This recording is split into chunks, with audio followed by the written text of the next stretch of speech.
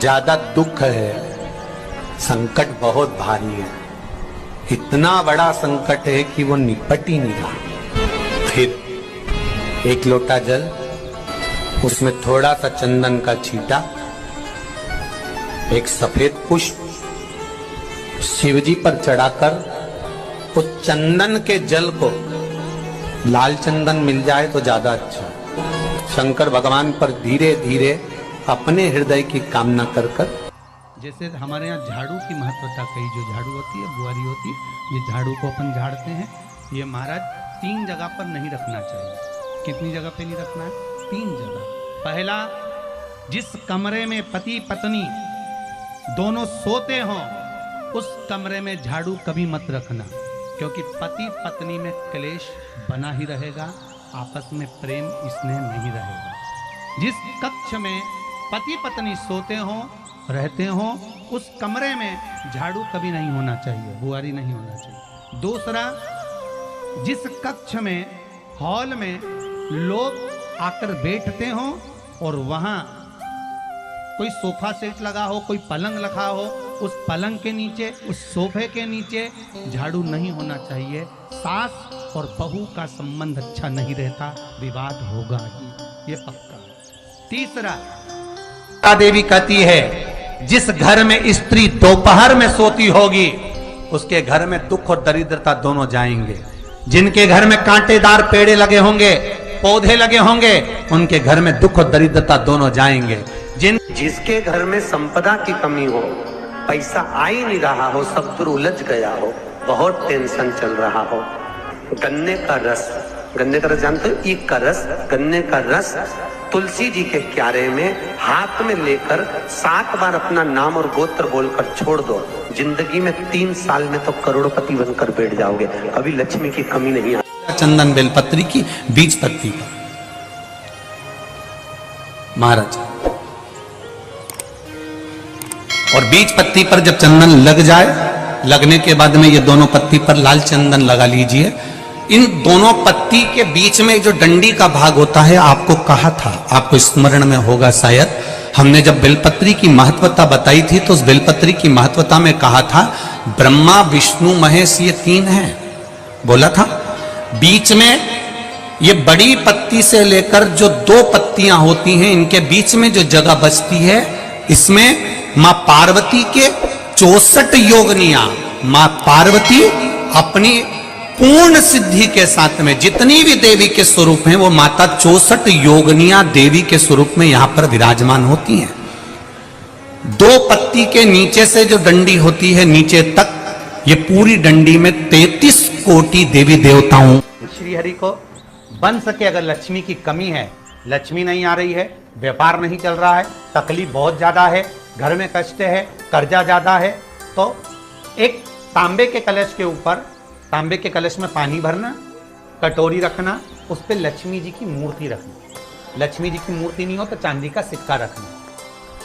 उसके सम्मुख में आप 31 दीपक 31 दीपक घी के लंबी बाती के जला देना।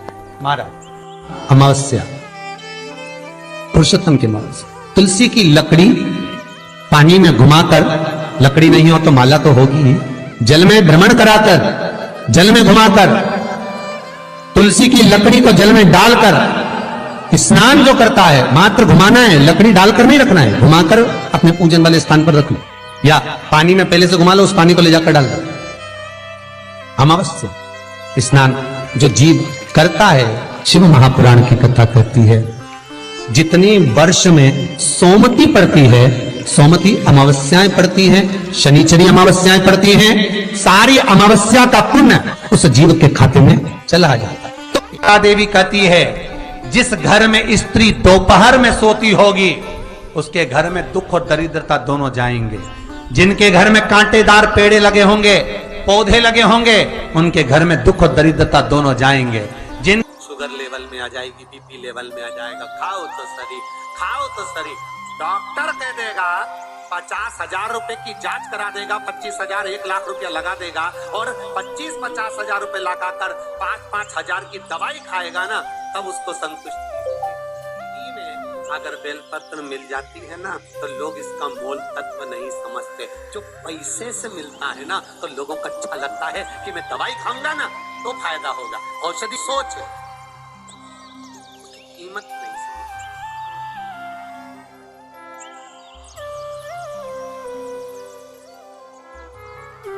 पत्र में क्या बल हो सकता है ये तो शिव ही जान सकता।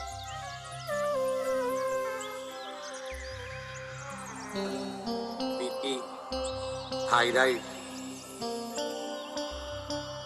कोलेस्ट्रॉल, जितनी भी आपको तकलीफें हैं शरीर के अंदर, थोड़ा थोड़ा बेलपत्र खाने में तोरा जरूर लग सकता है, किसी किसी की जीवान में छारपन भी आ सकता है, पर अगर आप ऐसे नहीं खा सकते तो शंकर पर चढ़ी हुई बेलपत्र को सुखाकर चूरा बनाकर भी थोड़ी थोड़ी ले सकते।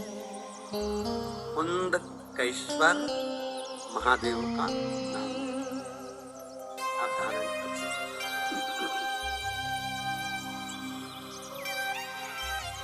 एक बेलपत्र में क्या बल हो सकता है ये तो शिव ही जान सकता।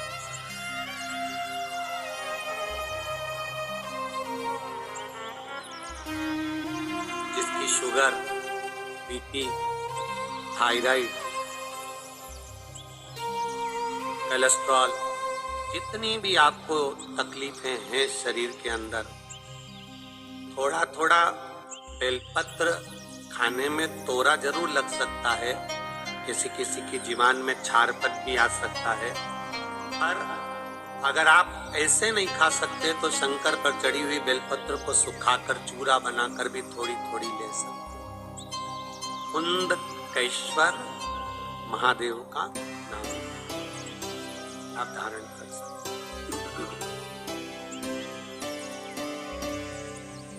एक आप शिवलिंग पर तेले चढ़ा रहे हैं, उसके बाद जल चढ़ा रहे हैं। दूसरा, जल चढ़ाने के बाद बेलपत्र चढ़ा रहे हैं। ये दो अलग अलग क्रम हैं शंकर भगवान की पूजन के। आप समझ लीजिएगा जरा, ये प्रसंग कभी नहीं आया, आज आया है, उसको समझ। पहले बेलपत्र, उसके बाद में जल।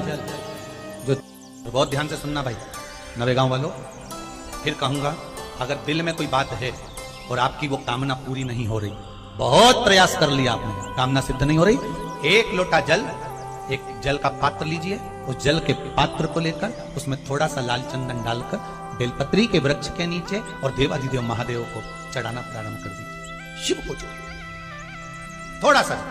उसके बाद में एक लोटा जल स्वच्छ फिर शिव जी को चढ़ाओ।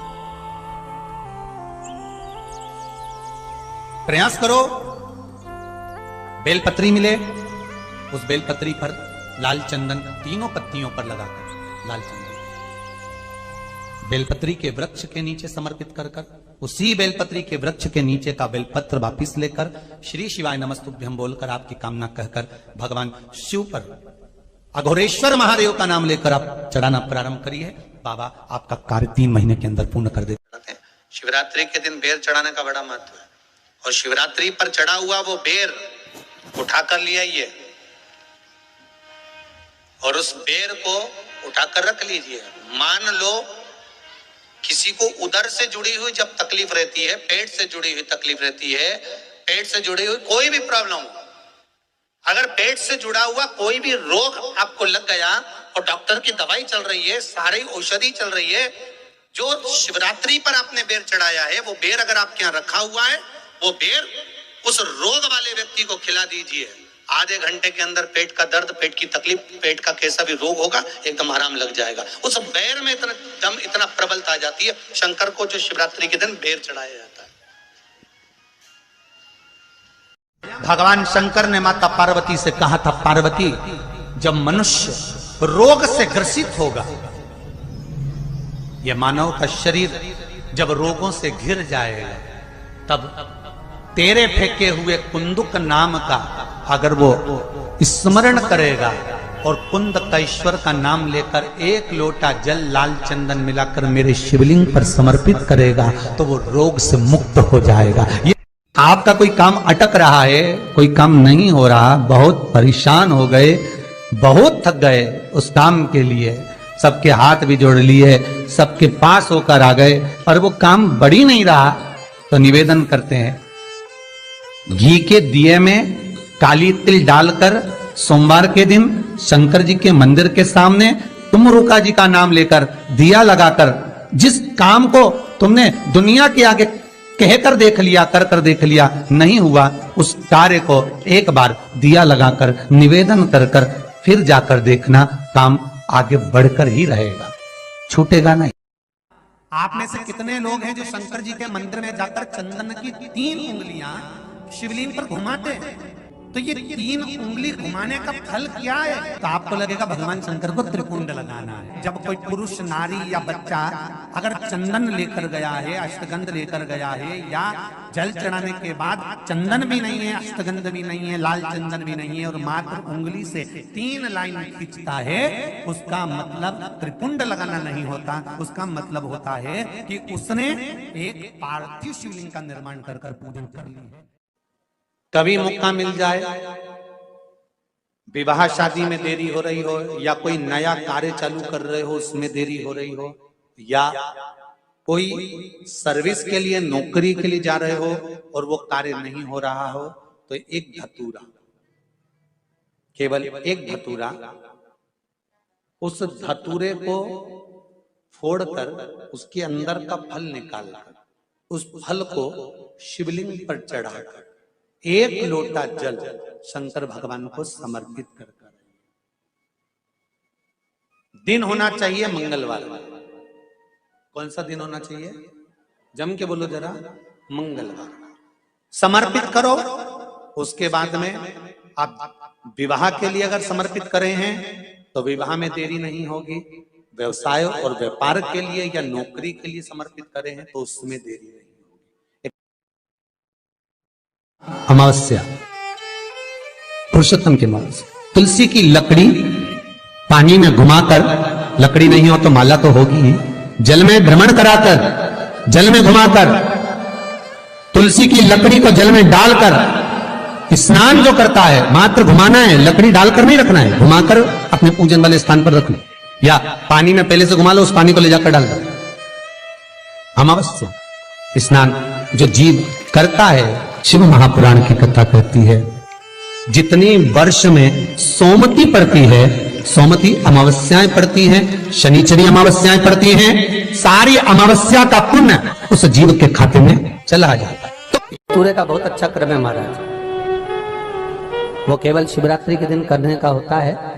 कहते हैं जिसका व्यापार ना चले, व्यवसाय ना चल रहा हो, बहुत ज्यादा कष्ट में जीवन निकल रहा हो और बहुत ही ज्यादा तकलीफ हो रही हो, तो धतूरे को हल्दी में डुबोकर शंकर भगवान को शिवरात्रि के दिन रात को 12 बजे समर्पित करें।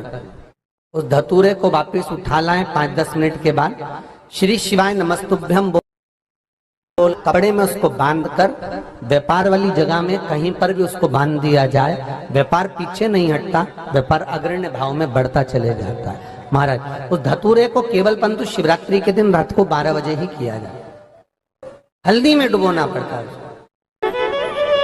बैसाख महीने में अगर शिवरात्रि पड़े और उस शिवरात्रि पर एक कलश का पात्र, लोटा तांबे का या मिट्टी में रखा हुआ जल पात्र में लेकर एक बेलपत्र का छोटा सा भाग उसमें छुआया हुआ, और फिर निवेदन कर रहा हूं अगर बेलपत्र उस दिन नहीं मिले तो पात्र लेकर चले जाना मंदिर में। मंदिर में शंकर जी पे तो बेलपत्र चढ़ी होगी ना, अरे बोलो तो जरा, चढ़ी होगी ना। उसी बेलपत्र को धोकर फिर जल के पात्र में उसको छुआकर फिर शंकर भगवान को भाव से, दिल से जो चाहते हो, धन, वैभव, संपदा, सत्ता या रोग से मुक्ति, चाहे उदर से जुड़ी हो। हाँ, एक चीज का ध्यान करना, अगर संपदा के लिए, विवाह के लिए या विद्या के लिए या अन्य चीजों के लिए आप शिव जी को जल चढ़ा रहे हो तो उसके जल को उठाकर नहीं लाना है। और अगर रोग के लिए जल चढ़ा रहे हो कि मुझे ये तकलीफ है, घर में ये बीमारी चल रही है या रोग चल रहा है या किडनी का या लीवर का या कैंसर का या ब्लड प्रेशर का, तो जो जल तुमने समर्पित करा उसको लेकर आकर आचमन भी करना। कौन से दिन? जम के बोलो जरा, शिवरात्रि 29 तारीख को, यही महीने में। श्री शिवाय नमस्तुभ्यं। 5 सूत्र भी आपसे नहीं बन रहा है।